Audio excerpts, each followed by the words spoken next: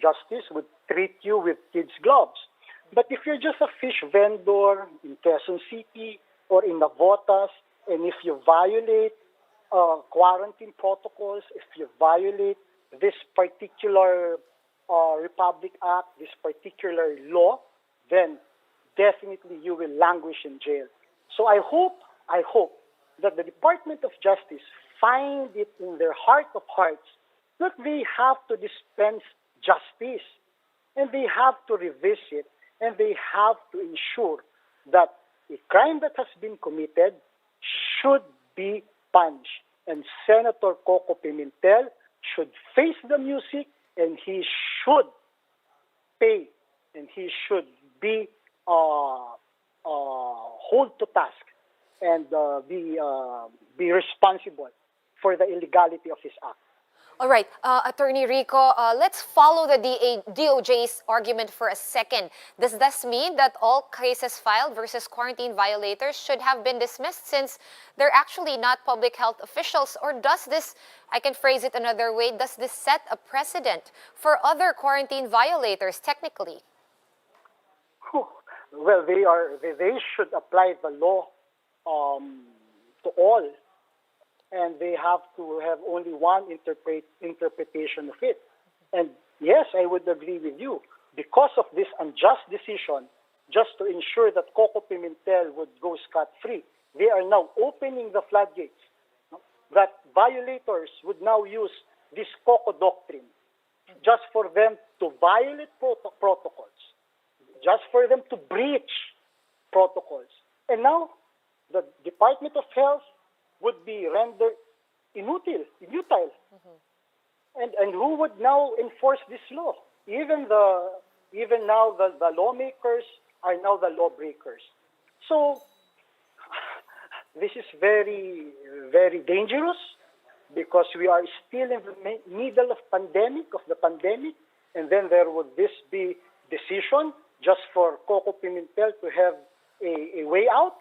My God, I hope the Department of Justice would realize or realizes the grim situation that we are now in.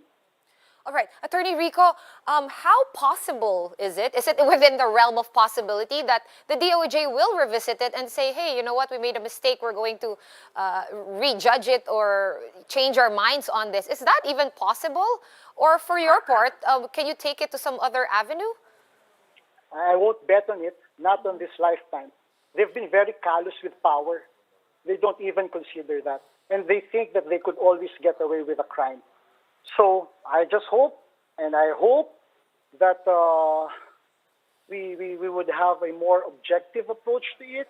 I would be waiting for the formal release of the resolution. Once I get that resolution, we will ensure that those who committed the crime must pay for it, regardless if he is Coco Pimentel. All right. Well, for his part, Senator Pimentel actually used the argument that you were not present during the incident. Does that matter at all in terms of the validity of this complaint, Attorney? No, he should be ashamed of himself. He should be ashamed of himself. The Makati medical reports, signed by doctors, signed by its employees, positively identified that Senator Pimentel is within the premises of Makati Med, that he violated and breached protocols, and that he tested positive, but notwithstanding it, he still violated the quarantine requirement provided by the law. He should be ashamed of himself. He took an oath of office to protect, to follow the law of the land. This is very shameful. All right. So like you said, Attorney Rico, you are going to wait for the resolutions to come out. Is this really the end of your pursuit for justice in this case? Well, we have to carry on. We have to ensure that we work within the bounds of law.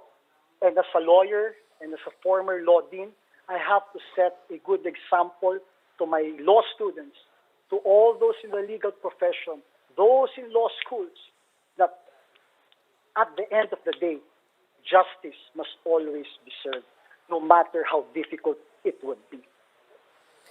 All right, loud and clear. Thank you so much for your time and your insights, Attorney Rico Quicho on the phone. Meanwhile, vaccine czar Carlito Galvez Jr. says that they will be transparent in due time amid public pressure to disclose vaccine prices. In today's Laging Handa briefing, Galvez said they can't divulge such information just yet, citing non-disclosure agreements with manufacturers. Galvez also said that they are now in talks with 18 logistics companies, including 4 with ultra-cold capacity for vaccine storage. His statement came after the procurement of 30 to 40 million free doses of COVID-19 shots from the COVAX facility was given the green light. Pagka nagkaroon po tayo ng breach of contract, ay pwede po mag-withdraw ang vaccine makers at mawawala po yung ating mga access. So yung 148 million po, makakompromise po yun. And Reuters reports that the South African variant of COVID-19 could reduce the efficacy of existing vaccines. South African scientists found that the new variant is able to evade antibodies that neutralize earlier versions of the virus. The findings also suggest that the South African variant is more likely to reinfect people. Researchers are now highlighting the urgent need to develop vaccines that can be rapidly redesigned. And back here in the Philippines, the Quezon City LGU is facing difficulties in contact tracing after the DILG decided to rehire just 15,000 contact tracers from the 50,000 that were employed last year. Let's dig deeper into this with Rolly Cruz. He is the chief of Quezon City's Epidemiological Surveillance Unit. Good afternoon, Rolly.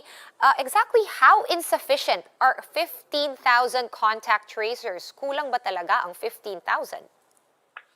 Just let me clarify that now. So the 15,000 that will be hired by the DILG will be for, I think, for the entire NCR. So the only 500 are allocated to Quezon City. Okay, 500 for Quezon City, the biggest city in Metro Manila, does not really actually sound like a lot now that you put it into perspective. Sir, how big of a help then does this contact tracing app that you have, the QC Pass, has it been a bigger help? Okay, just let me put this way. In the last months, when we have 1,200 plus DILG hired contact tracers that augment our 500 LGU hired contact tracers. So that's more about 1,700 contact tracers that are going around Quezon City. No, so that's our highest contact tracing ratio is at 1:30. Now, when the contract of the ILG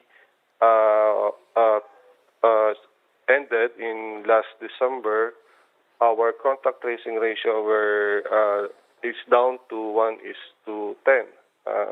1 case to 10 close contact. So that's how important the manpower coming from the DILG. All right, thanks for putting that into perspective, Sir Rolly. Now, the DILG earlier said that locally assembled contact tracers are enough. In your opinion, of course, this is not enough. But let's tie this in with the contact tracing app. So we have switched through 2 different versions. Now you have your own version. How do they reconcile, the results? Are they actually going to a generic server where everyone is included, or is it just unique to QC? How does this work?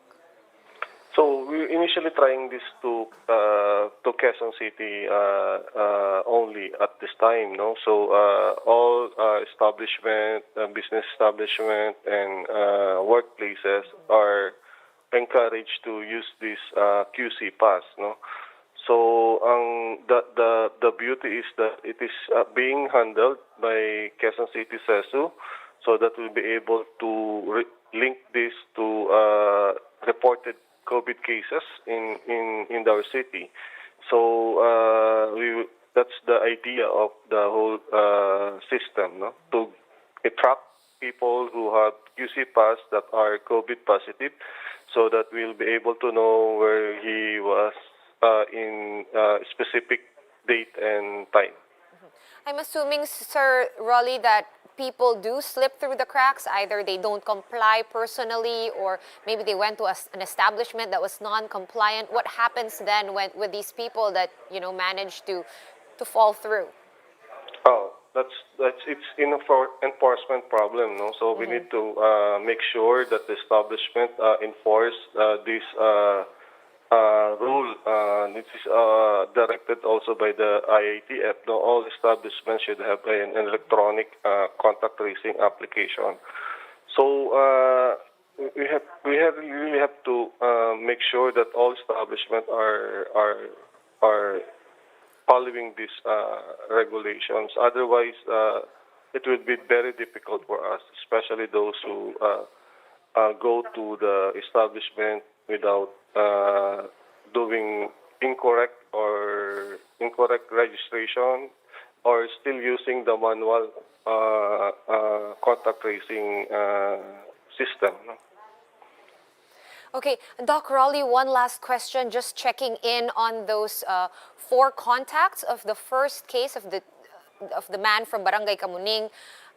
Of course, now we know that he did have about 11 close contacts that he managed, or that were also infected with COVID-19. Were you able to track down the remaining 4 or so contacts that were not picking up the phone?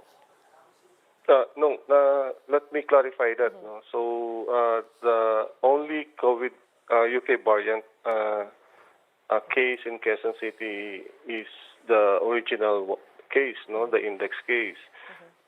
It's just that the girlfriend, upon re-swab, also tested positive, and the mother, and also one health worker in the facility where he is at this time.